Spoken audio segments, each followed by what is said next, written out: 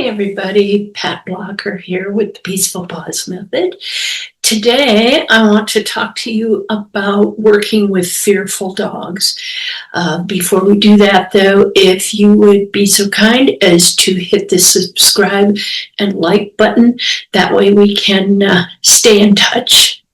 So, let's talk about fearful dogs. I've worked with lots of fearful dogs over the years, and you know, when you see a dog that is maybe trembling at the vet's office or lunging and barking at another dog or a strange person, or even hiding under the bed during fireworks, I hear a lot of people say, well, we try to just push through it.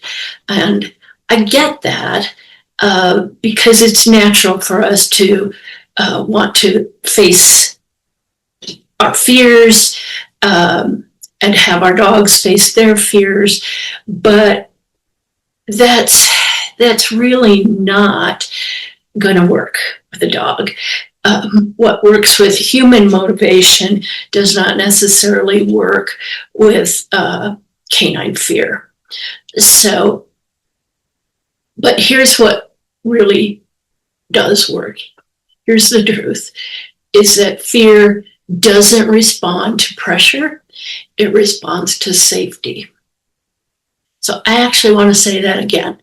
Fear doesn't respond to pressure, it responds to safety. So we want to understand about our dog's fears. And, when they're experiencing fear, their brain goes into survival mode. So the amygdala, the part of the brain responsible for processing threats, takes over, and they're in the fight or flight state. And they're simply trying to survive what feels like a threat to them. So pushing a fearful dog, whether it's through physical corrections, rather through physical corrections, or forcing them closer to a trigger, or flooding them with what scares them, it doesn't help because they may eventually stop responding outwardly, but that fear still remains, and often it grows worse with this method. So I've seen time and time again how safety is the foundation for lasting change. And so when a dog feels safe, their brain can shift from that survival mode into a place where they can learn.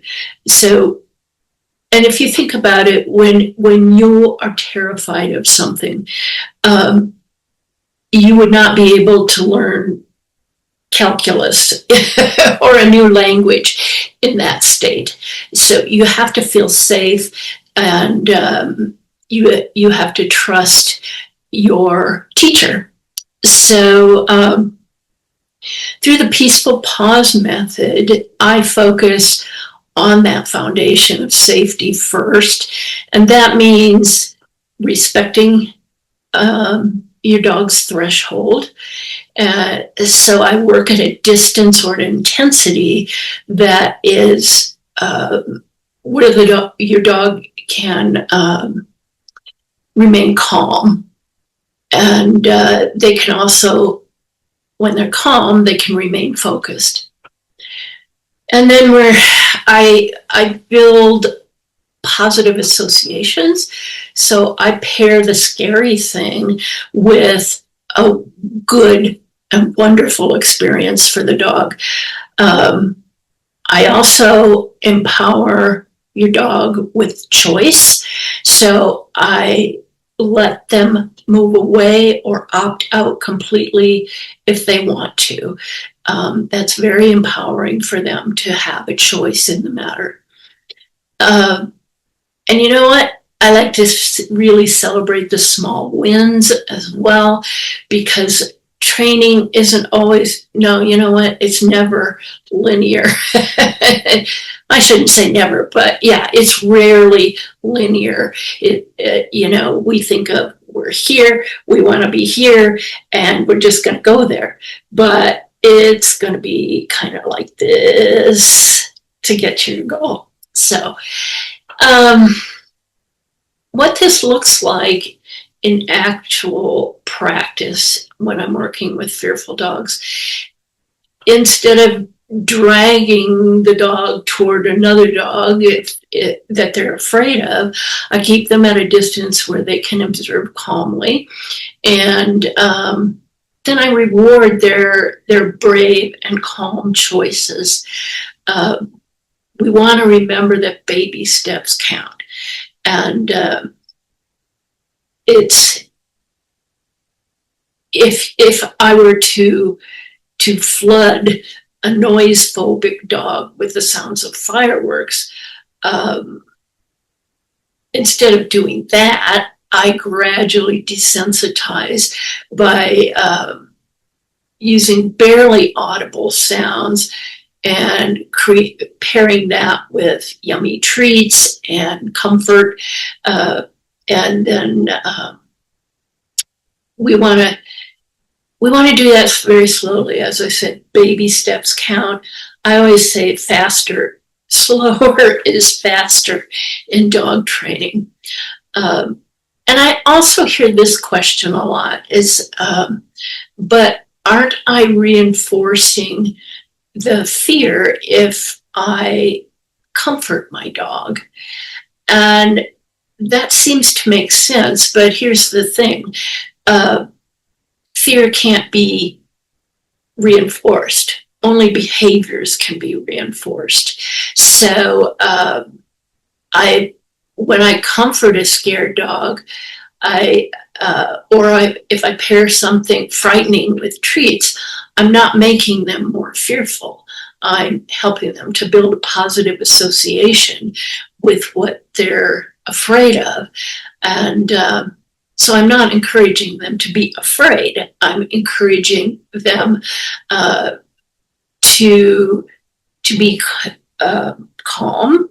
And as I said, we do that at a distance and intensity that the dog is able to learn. So, and they can truly overcome their fears. And that's a beautiful thing. So, I want to remind you that trust is everything when you're working with a fearful dog. And if you prioritize their sense of safety, then something really magical happens, and they start to trust you, and they trust you as a safe place, and they trust that you are there to support them and you're working as a team.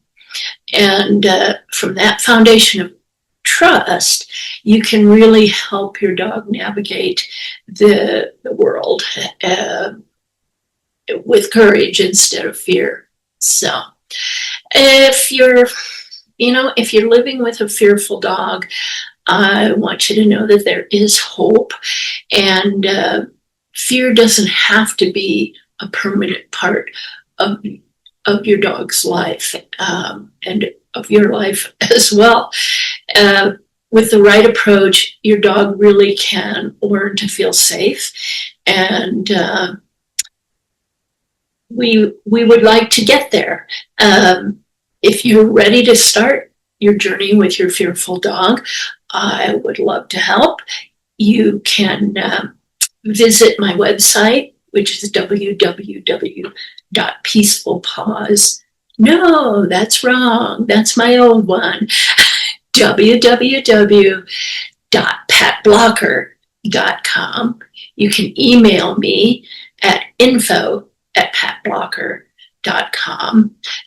Go to the Peaceful Paws services, and underneath are listed several things that we can work on, but definitely fearful dogs is in that list. So, and remember, fear doesn't respond to pressure. It responds to safety. So we'll see you next time.